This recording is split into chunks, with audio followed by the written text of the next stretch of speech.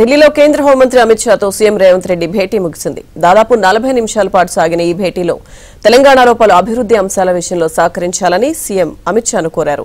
అదేవిధంగా మాదక ద్రవ్యాల కట్టడి, సైబర్ సెక్యూరిటీ, భద్రతకు తీసుకుంటున్న చర్యలను సీఎం అమిత్ షాకు వివరించారు. ఈ సమావేశంలో deputy CM Bhatti Vikramarka, CS శాంతికుమారితో పాటు డీజీపీ రవిగుప్తాలు కూడా పాల్గొన్నారు. ఇక కాసేపట్లో ప్రధానితో సైతం సీఎం రేవంత్ రెడ్డి భేటీ కానున్నారు. మధ్యాహ్నం 1:30 మోదీతో సీఎం సమావేశమవుతారు.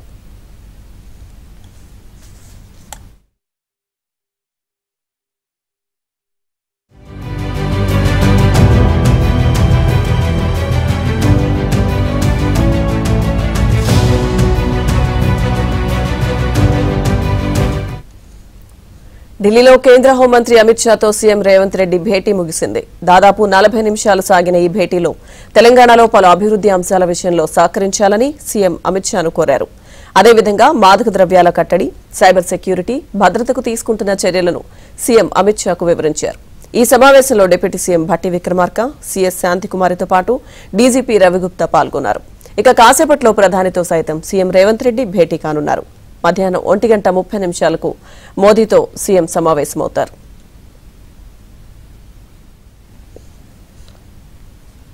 కేంద్ర హోంమంత్రి అమిత్ షాతో తెలంగాణ సీఎం రేవంత్ రెడ్డి భేటీ ముగిసింది. భేటీకి సంబంధించిన పూర్తి అప్డేట్స్ మా ప్రతినిధి సతీష్ లైవ్ లో అందిస్తారు. సతీష్. విజయ్ దుర్గా, ఓవరాల్ గా అయితే ఢిల్లీ పట్టణంలో సీఎం రేవంత్ రెడ్డి బిజీగా ఉన్నారు. నిన్న పార్టీ సమావేశానికి హాజరయ్యారు ఆయన.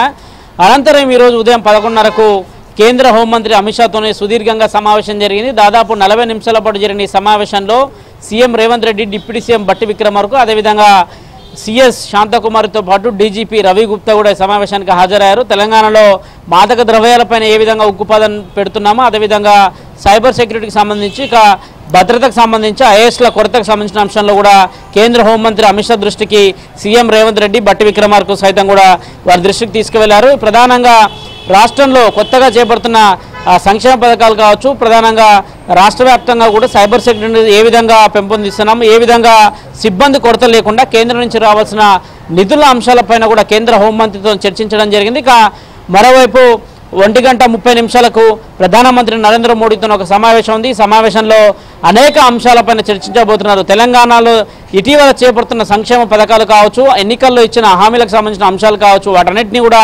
కేంద్రం దృష్టికి తీసుకెళ్లబోతున్నారు. రాష్ట్రానికి రావాల్సిన నిధుల బకాయిలు కావచ్చు, అదేవిధంగా విభజన చట్టంలో ఉన్న అంశాలు కావచ్చు. కేంద్ర ప్రభుత్వం మరో నెలలో కేంద్ర ఆర్థిక బడ్జెట్ను ప్రవేశపెట్టబోతుంది. బడ్జెట్ ప్రవేశపెట్టే సందర్భంగా సంక్షేమ పథకాలకు పెద్దపీట వేయాల్సిందిగా తెలంగాణ రాష్ట్రంలో చేపట్టిన అనేక పథకాలను కూడా ప్రధానమంత్రి నరేంద్ర మోడీ దృష్టికి తీసుకెళ్లబోతున్నారు.